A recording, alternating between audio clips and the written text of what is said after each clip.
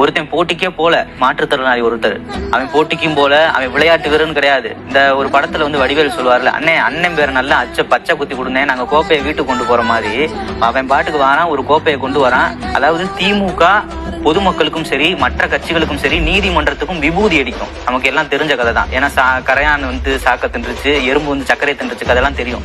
இவங்க விபூதி அடிச்சு பார்த்திருப்பீங்க. இவங்க கட்சிக்கு ஒருத்தன் விபூதி அடிச்சான் பாத்தீங்களா?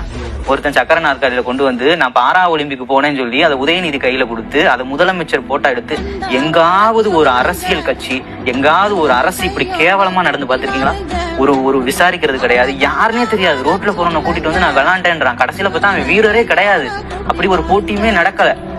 அதுதான் மிகப்பெரிய சாதனை உதயநிதி செஞ்சது. அது வந்தது யாருன்னு முதலமைச்சருக்கும் துணை முதலமைச்சருக்கும் தெரிய வேண்டிய அவசியம் இல்லையா? அது பார்க்க வேண்டியது உளவுத்துறையோட வேலை. இதுல முதலமைச்சரையும் துணை முதலமைச்சரையும் குற்றம் சாட்ட வேண்டிய அவசியம் இல்லைல்ல? நீங்க எந்த துறைக்கு அமைச்சரா இருக்கீங்க?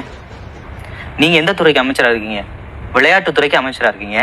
என்ன விளையாட்டு நடைபெறுதுன்னு உங்களுக்கு தெரியணும். எத்தனை வீரர்கள் போறாங்க, அவங்களுக்கு என்னென்ன வசதிகள் செய்யப்பட்டிருக்குன்றது நீங்க பார்க்கணும்.